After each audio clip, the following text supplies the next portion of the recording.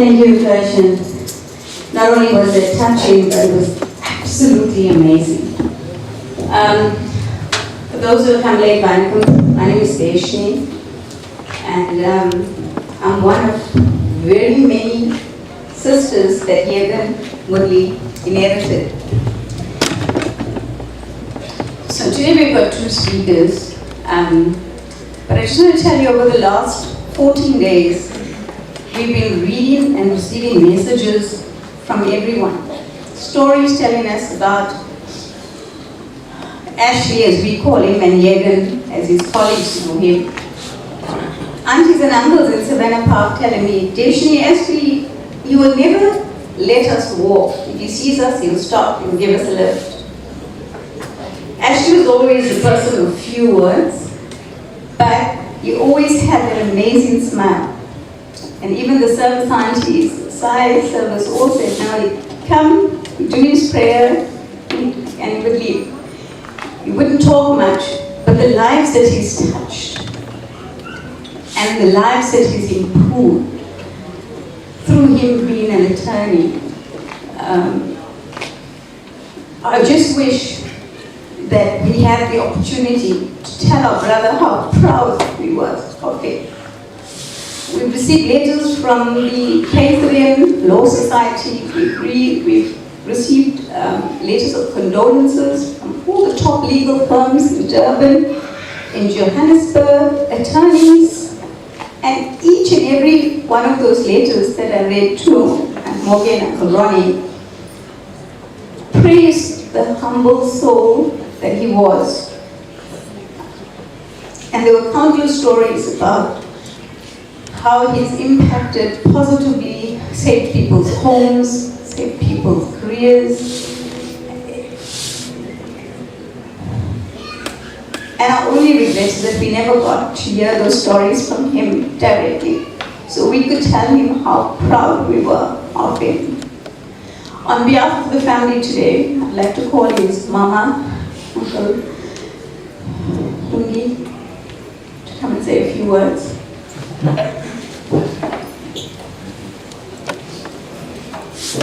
For those of you online, we apologize for the delay,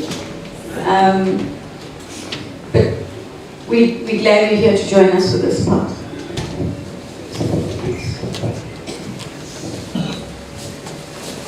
Good afternoon, Ronnie, Mowgli, Sean, Sheldon, Radford, Candace and the boys, and Kimmy, family and friends. Today, we gather in solemn remembrance. 15 days have passed since we lost someone so dear to us, my beloved nephew, Ashley.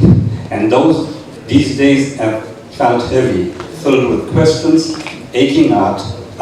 They have also been filled with reflection on a life that, though brief, was meaningful, radiant, and profoundly impactful. There is an old saying, it is not the length of life, but the depth of life that matters. And in his short time with us, Ashley showed us how deep a soul can be, even at a young age. He was curious, kind-hearted, and wise in ways that often surprised us. And he had a quiet strength and ability to feel deeply and to make others feel seen, whether through a smile, a kind word, or a simple act of thoughtfulness. He left fingerprints in our hearts. The 16-day ceremony is our tradition time, not only for mourning, but also for transition. It is a sacred threshold where grief begins to find its shape and where we entrust his soul to peace. It is a moment to lift our heads, even if we still bowed in sorrow, and to say, we carry you with us. Let us be clear, Ashley is not gone. He lives in the stories we tell, the love we continue to share, and the better people we strive to become because we were touched by his light. In our culture, we believe the spirits continue, free from suffering, embraced by the eternal. And today, we honor that belief with reverence. As we say our prayers and offer light, let us also commit in keeping his memory alive, not only in words, but in action. Let us be more patient, more generous, more present. Let us be, in some small way, the continuation of his spirit. Ashley, you were a gift, and though we mourn what we have lost, we are infinitely grateful for what we were given. May your soul be at peace, may your memory be a blessing, and may your light continue to shine through us. Thank you.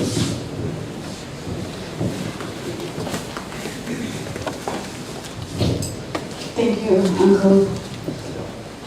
So Ashley worked for Ramaya & Associates, and Dr. Devan Ramaya and his wife, Varishma, are online.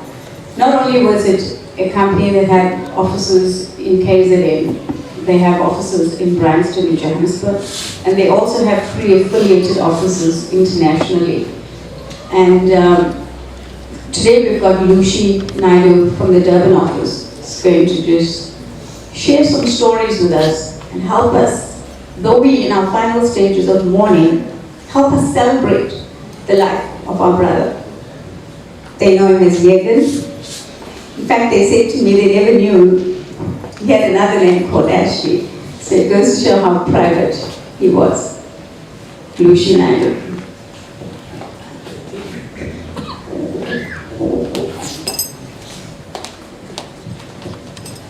Thank you, Joshua.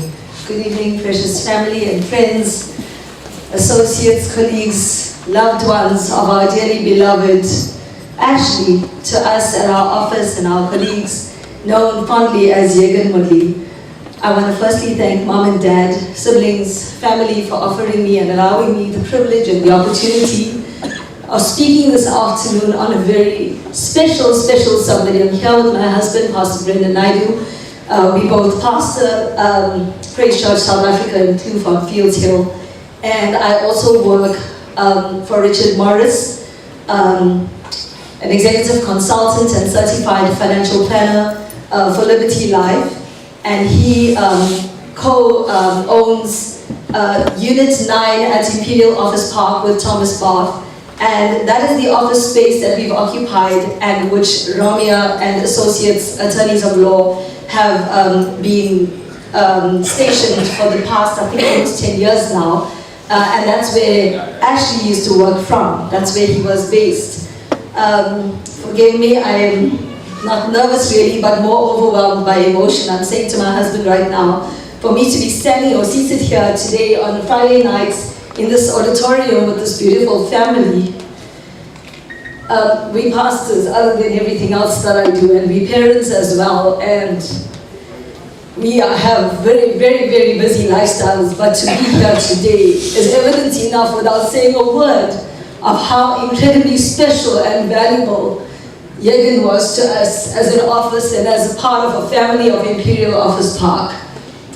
Exactly 2 weeks ago on Friday morning when he was called to rest and our office group chat just went crazy and everyone was on from morning till night chatting. And I said to my boss Richard that evening, and I said, I only wish, and maybe he did, I don't know, but I only wish and pray that he could know how exactly significant he was to everyone that was in his circle. Because he was someone of so very few words and never really expressed how he felt or what he thought, one would never know really what went on in his mind. But if only he would know how significant he was, I would be so happy, because he really was that person to us. Yegan joined Ramia and Associates 6 years ago, so he's been working in the same office space with us for the past 6 years. I'm not sure exactly how much of time I have, so please forgive me if I go a little overtime. But because he was one of so few words, I'd like to share the little, that you may not know, and put some perspective in space of what his last 6 years were like. I was driving up from work this evening and I was thinking he was 42 years old. And 6 times 7 is 42, and we had a minister from Ghana at our church on Wednesday night, and he spoke of the significance of 6 and how God does powerful things and speaks in the 6th week, 6th day, 6 months, 6th year. And he spoke about the significance of 7 and how 7 is a number of completion. When I was driving today and I was thinking about him, I just thought 42, 6 sevens are 42. What a significant age, and how blessed we at Imperial Office Park had been to spend the last 7th of his life with him, being the last 6 years. And so Yegan never said much. I'm going to refer to him as Yegan because he was fondly known to us as that, and to my family as well. He met every member of our family, and everyone loved him because of that flashy smile that he had. You couldn't not, it was so contagious, and you could not melt at that smile.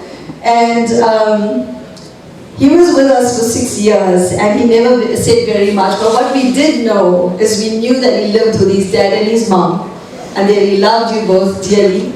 We know that he had 3 brothers who were all very accomplished chartered accountants. We knew that one was married and living in Johannesburg, and he loved his sister-in-law dearly, and we knew that he had 3 nephews. We didn't know their names, but we knew the 3 nephews that were his. Sounded to me like his pride and joy, because whenever we mentioned them, then you'd see the smile, the teeth, and the dimples. So he loved you all very dearly. And I remember saying to him last month, Mom, that Yegan, remember it's Mother's Day, don't forget to buy your mom a present. And he just smiled, and then I was off work on the Monday because it was my daughter's birthday. So when I got back on Tuesday, I said, "How was your weekend? And I hope you remember to wish your mom and to get her something for Mother's Day." And he just smiled and raised his eyebrows. So I don't know what he did or if he did anything, but that smile enough is such a blessing. And so we didn't say much to each other in passing, but every single day we greeted each other. He was a man of exemplary character. He was outstanding. He stood out in a crowd. If he was in this room, you would look at him and know that he was different to everybody else. Maybe everyone would be chatting up a storm and he'd be in a quiet corner. But he was outstanding because he had an exemplary character. He was blameless. You couldn't fault him on anything. He dotted every I, crossed every T. He was very diligent in his work. He was extremely meticulous about everything that he'd done. And I'm pleased to hear that Dr. and Mrs. Ramya on listening online right now, because if they were here, they would agree with what I am saying, that he was so meticulous and thorough in everything that he had done. I remember also last month he came to my boss Richard to commission some documents for a big case that he was working on, and he brought all the originals, and the case that they were working on is a mutual client of ours. So we know the clients, we know his ID, we know all of that. And Ashley comes with all this stuff, and then there was one more thing that needed to be commissioned, certified, and he was like, "No, I'm not sure on this one because I don't have the original here." And that's how thorough he was about everything. And we said, "Don't worry about it because he's our client, we've got it on record, we'll do it for you anyway." And funny enough, I didn't think about it sooner, but I'm remembering now, as he walked out the office, my boss said to him, "You need to go and get your commissioner's license. You need to be able to certify documents for us because I'm certified for everybody else and I have trouble when I need my documents certified." And the reason why my boss Richard said that to him is because we knew him so well. We knew his potential, we knew his caliber, we knew his mannerisms, we knew his ways, we knew his intelligence. And they say actions speak louder than words. And so Yegan may not have said and articulated much.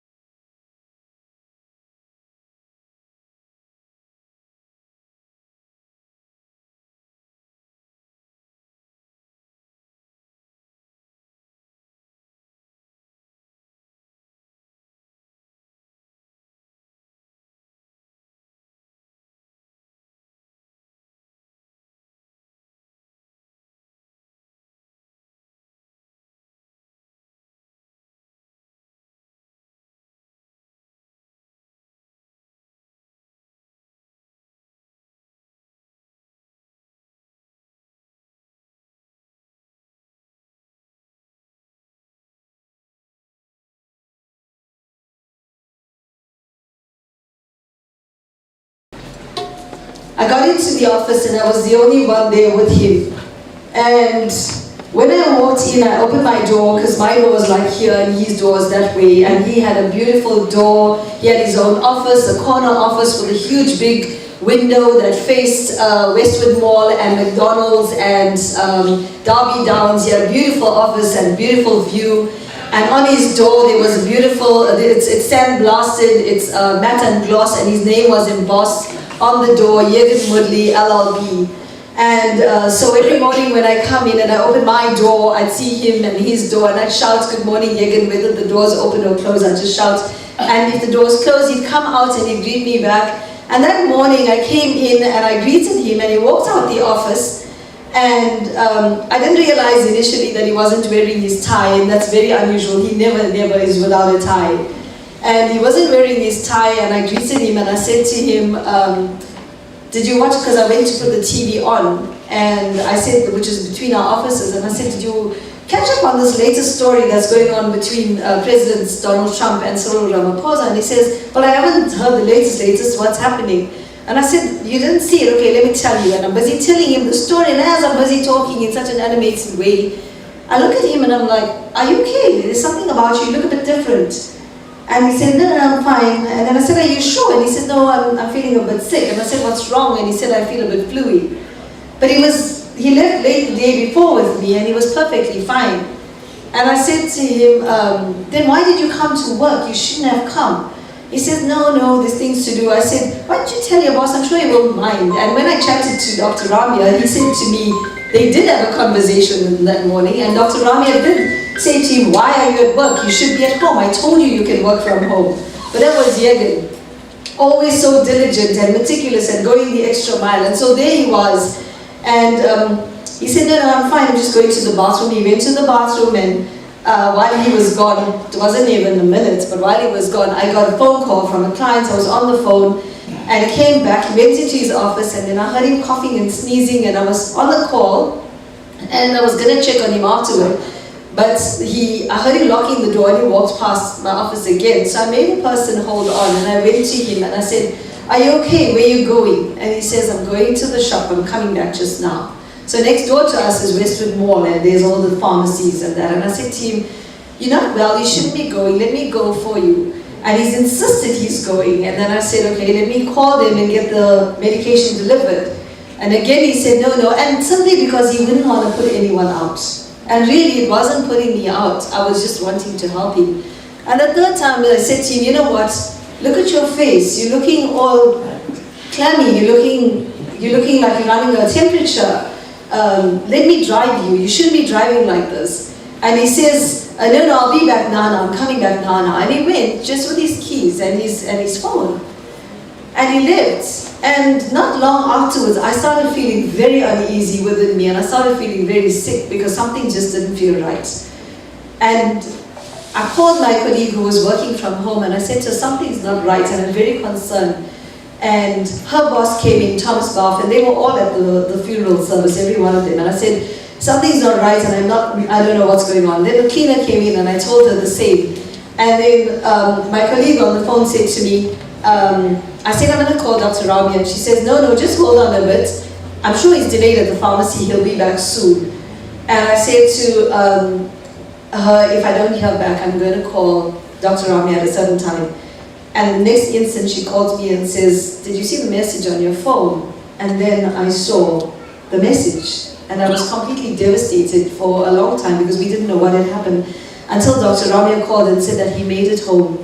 And if there's anything I can thank God for today, is that he actually got home to be with you all, mom and dad, to be able to see him. I know how dreadful it is. But you know, God says so clearly that there's a time to be born on this earth and a time to leave earth. And I love what Uncle said earlier on, that when you leave this earth, you're leaving to a better life. You're living a life that has no pain and no sorrow and no suffering.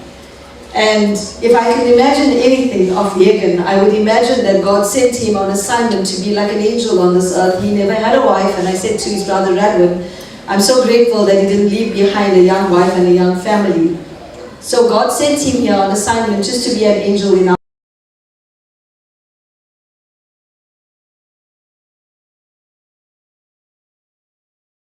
great listener. And you know, the world is full of talkers. Everybody wants to talk about themselves. He was selfless. He was a silent person, but a great listener. He listened to all our stories, all our complaints, all our rants and all our raves. And there's so much that we can learn from him today and from his life. And for that reason, he will never be forgotten. To any one of us in this room, to his family, to his friends, to his work colleagues, he will never be forgotten because his life spoke louder than any one of our words could be put together. And today I want to say, I also did not realize the significance of the 16 days.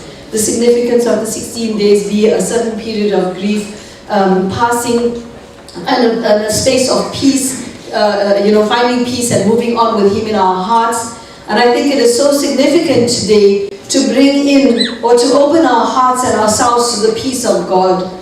Because today there's so much, if we think about it, in all our loss and in all our suffering and in all our pain, there's so much that we can thank God for. I like what Deshni said the other day, that God had blessed us with Ashley. So today, thank you for the opportunity. Thank you for the time. He hadn't spoken much. I had to speak on his behalf. But I pray that the peace and the comfort of God be upon each and every one of you. And I pray that as you move forward, that God will move you forward. So God bless you all, and thank you so much.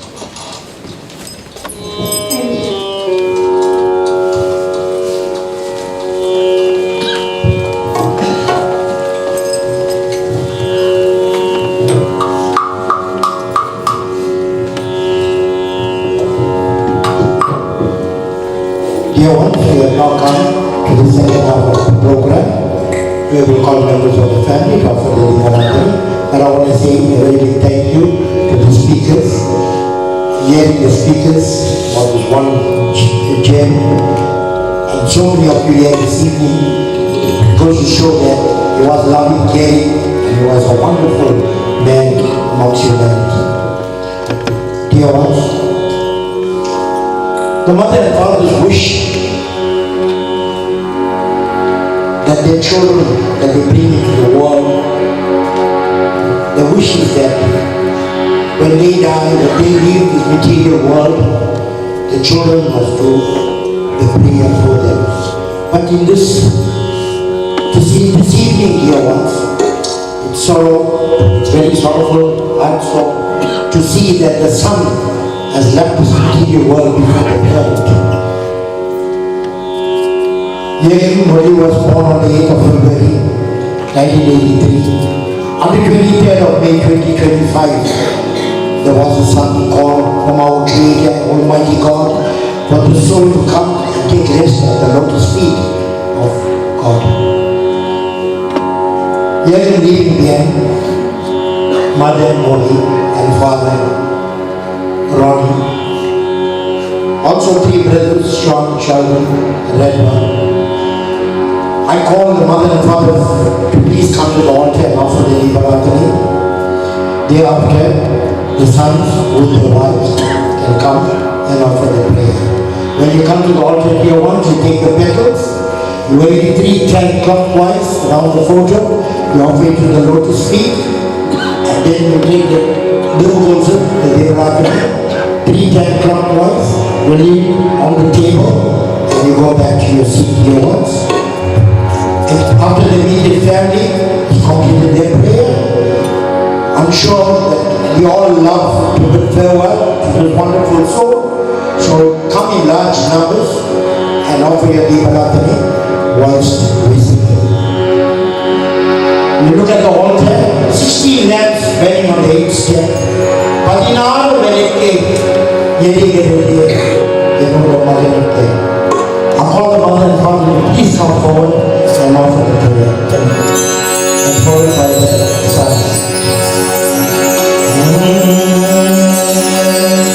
Padinaru velike magane yedi gedhe. Padinaru velike magane yedi gedhe.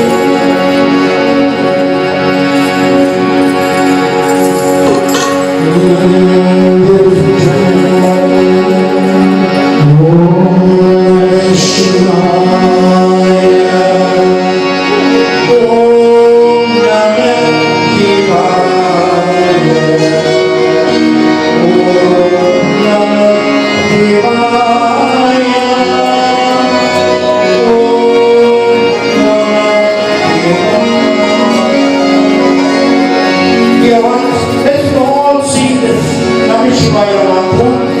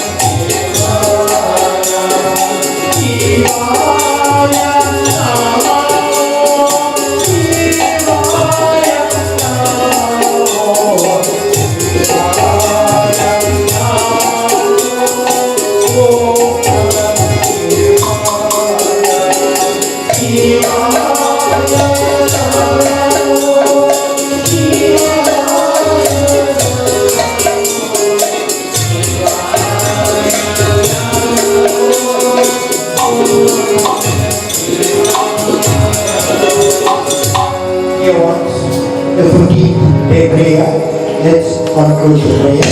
Let's see the harmony. So let's all rise, put our palms together. Call the brother, please, the mother and father, to join the brother, the three brothers.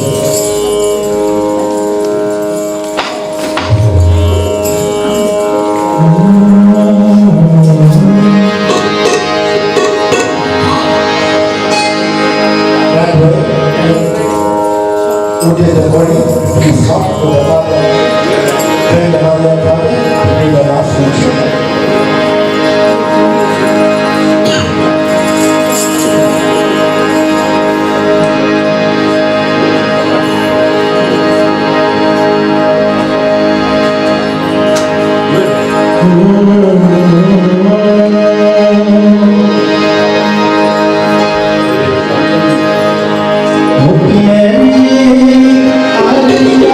Yeah.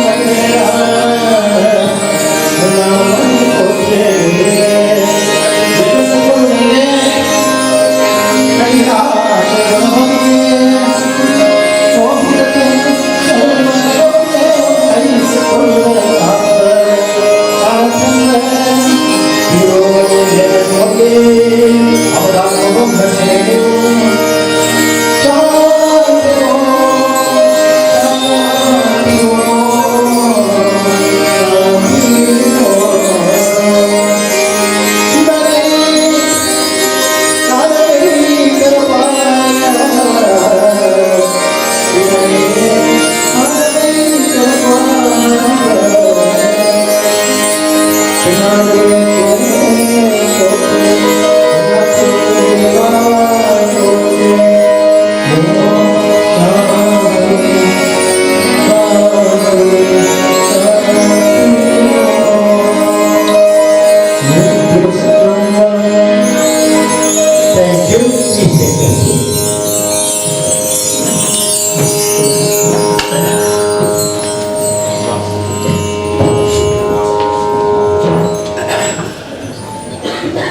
I'd like to call upon Sean,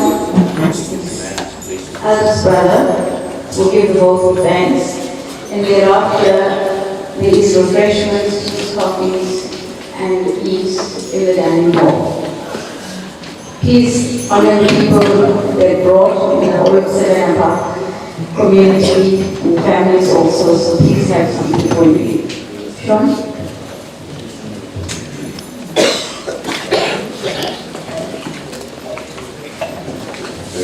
Thank you, Krishna. Good evening, ladies and gentlemen, family and friends, mom and dad. Before I get on to the vote of thanks, I just want to introduce myself. My name is Sean. His older brother.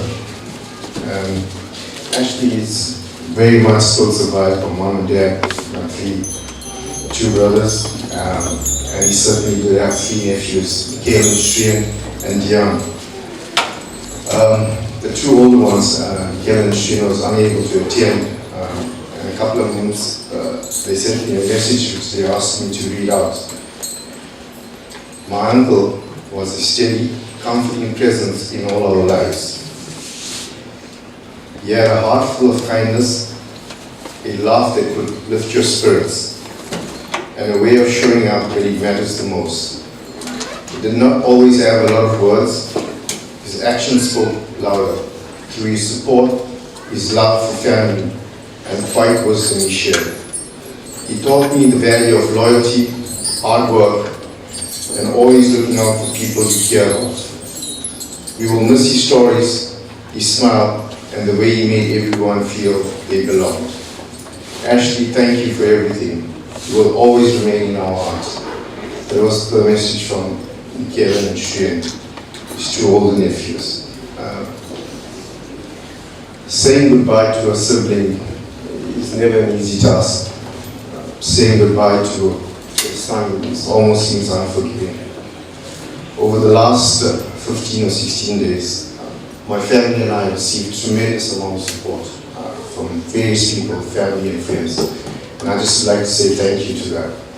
So as a starting point, I would like to say a massive thank you to all the bigger Savannah Park community. You guys showed up in your numbers. You were there providing us with our support, your love, never left us alone. So I want to say a big thank you to the Savannah Park community. It really helped us a lot.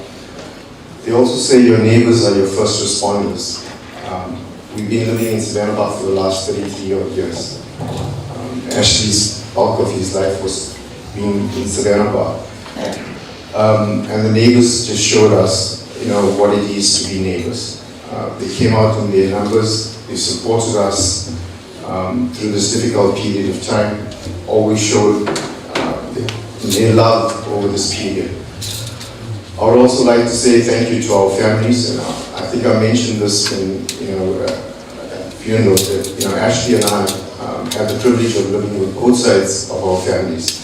In our earlier years, we lived with my father's side, and as we grew older, we lived with our mother's side of the family. So we had, had the love and support from both our parents' families, respective families. So to our respective families, all our cousins who have showed up, being present, the messages, the love and support, thank you for that. It was really, really appreciated. To my uncles, some were not here, but still the support that we received from them through their messages was incredible. So I want to say thank you to them for the love and support that you provided.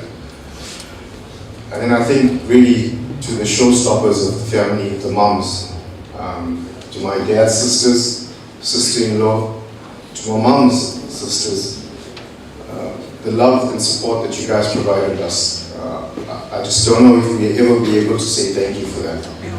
So thank you for the support that we received. And to the rest of the guys that have been here, some of Ashley's friends, we became friends of ours. So I want to say thank you to you guys, and we really are grateful, for the support that you provided.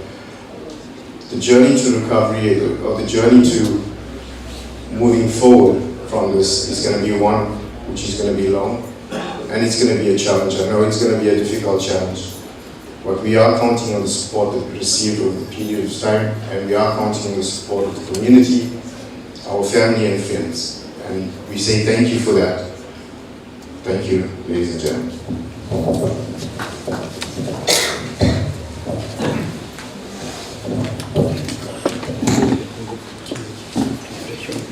Refreshments will now be served in the hall next door. Come and help you.